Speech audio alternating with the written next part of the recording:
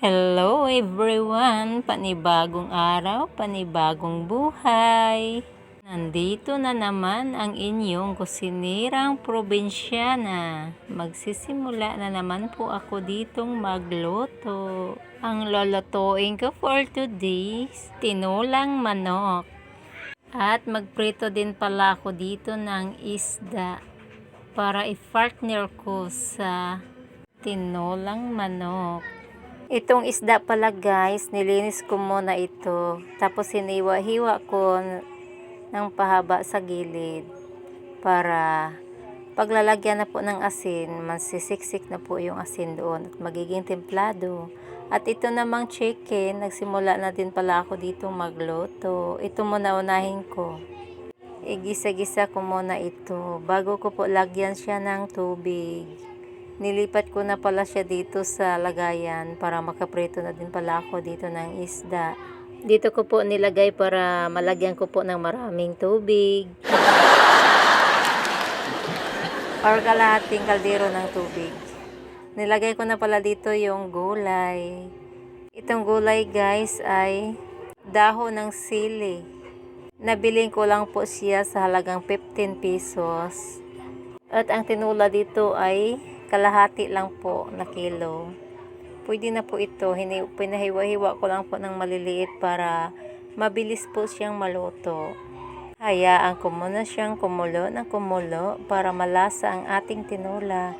Nilagyan ko pala ito ng Knorr cubes na chicken. Ayun guys, tinimplahan ko na po ito. Bago ko pala timplahan ay kailangan pong tikman. Kasi ang Knorr cube chicken ay templado na po iyon. Kung halimbawa kulang pa po sa asin ay pwede pong dadagdagan po ng asin. At nilabas ko na pala dito ang aking mahiwagang kawali. At bago nyo po lagyan ng mantika pala, kailangan mainit na po ang ating kawali. Tapos paglalagyan nyo po ng mantika, kailangan po pakuluin po ang mantika bago nyo po ihulog ang isda. Ang ingay talaga dito sa loob ng bahay namin. Pasensya na po. May bata pong naglalaro. Laro po ni GR. Ayun mga guys, habang hinintay ko po makulo ang mantika, hayaan ko muna nakababad ang isda sa asin. At nilagay ko na po kasi medyo kumukulo na po ang ating mantika. Muntik na nga ako palang matalsikan sa kumukulong mantika kasi pag lagay ko po sa isa ay biglang napalakas ko ang bagsak ng isda. Kaya tumalsik po ang mantika. Buti na lang po nakailag ako.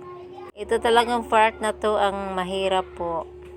Lalo na po pag hindi sanay magprito. Pinabaliktad-baliktad ko na pala. Ayun guys, medyo brown na po. Hayaan pa natin mag color brown para magiging matosted po ang kinalabasan niya. At ang naluto ko na pong isda, nilagay ko po sa gilid para malagyan ko po ang gitna ng panibagong isda at para din makatulo ang mantika. Ayun guys, napakasarap nito, malutong na malutong. 2 piraso na lang ang ipiprito ko kasi malapit nang maprito yung iba. Hindi ko na pala ito nilagyan ng breading mix. Asin na lang po ang tinimpla ko dito para malutong po siya. Napansin ko po mga guys, pag ang isda ay lalagyan ng breading mix, parang hindi po siya crispy. Mukha lang po siyang crispy. Sa labas lang din po, pagdating sa loob ay hindi po siya kagaya sa walang breading mix na malutong, pati buto nakakain. Yun mga guys, malapit na po maluto ang ating prinitong isda. 2 piraso na lang po. Kailangan po tayong maingat sa mantika para hindi po tayo matatalsikan. Kasi napakasakit pag natalsikan ng mantika. Mas masakit pa po sa nabigong pag-ibig.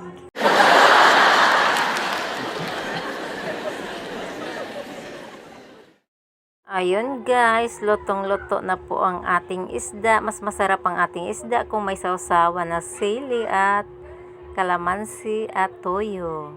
Ayun po ang aming sausawan at may bahaw. Panalong-panalo na po. Yung kaning lamig ay okay lang. Sapot na po yun i-partner sa ating isda. At At ito yung tinola kong manok. Bigla po akong nagutom dito mga guys, kaya nauna na po akong kumain sa kanila. At itong bahaw nga or kaning lamig ay sapat na po to sa akin. Thank you Lord sa pagkain at mga blessing na binigay niyo po sa amin. Yung malusog na pangangatawan at healthy, sapat na po yon para sa amin. Ang sarap-sarap ng ulam namin. Maparami na naman po ako ng kain nito. Ayun mga guys, nagsimula na po ako sa pagkain. Kain po tayo. Sabayan niyo po ako pagkain. Bigla talaga akong nagugutom pag ganitong ulam ang maihain sa ating lamisa. Lalo na ang favorite kong sausawan na may sili. At napakasarap ang sabaw nito mga guys. Masarap higupin habang mainit pa po. Simpleng ulam lang po. Sapat na po yun para sa amin. Yun mga guys, nagsimula na ako sa pagmukbang. Kain po tayo, sabayan niyo po ako. Sobrang sarap po ang ulam ko dito. Hindi ko po talaga ipagpalito sa litson. Natumba na naman ang cellphone ko. Sorry mga guys. Kain po ulit tayo. Pati buto po ang crispy po niya. Maparami na naman sira ang diet ko nito. Sa bagay hindi naman pala ako nagda-diet. Ganito lang talaga ang katawan ko, mapayat. Dati pa talaga nung dalaga pa po ako, hindi po ako tumataba. Yung katawan ko po dati, nung dalaga pa po ako, ay tamang-tama lang po. Hindi mataba, hindi din po mapayat. Pero aminin ko mga guys, marami pong nanliligaw sa akin. At marami din po akong nagiging boyfriend. Pero ang pinakamatanda nga nililigaw sa akin ay itong naasawa ko po ngayon. Ang aking sugar daddy. Ang sugar daddy ko nga walang pera.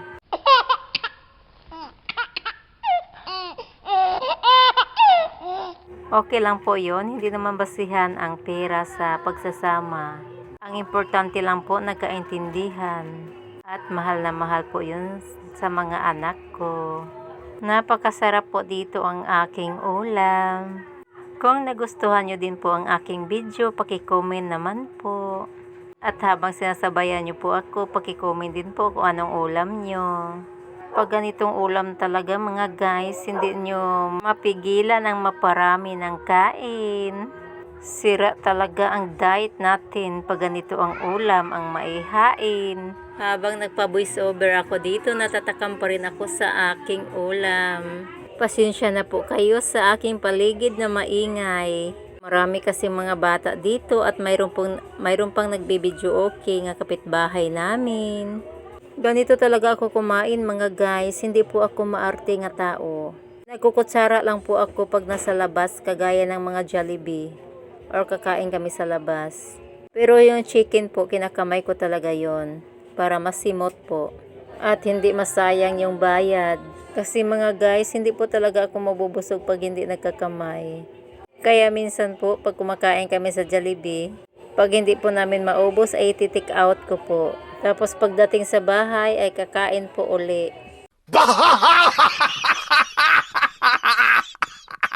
Pero ang mga anak ko, mga guys, dalawa lang po yung nagmana sa akin na nagkakamay po tuwing kumakain.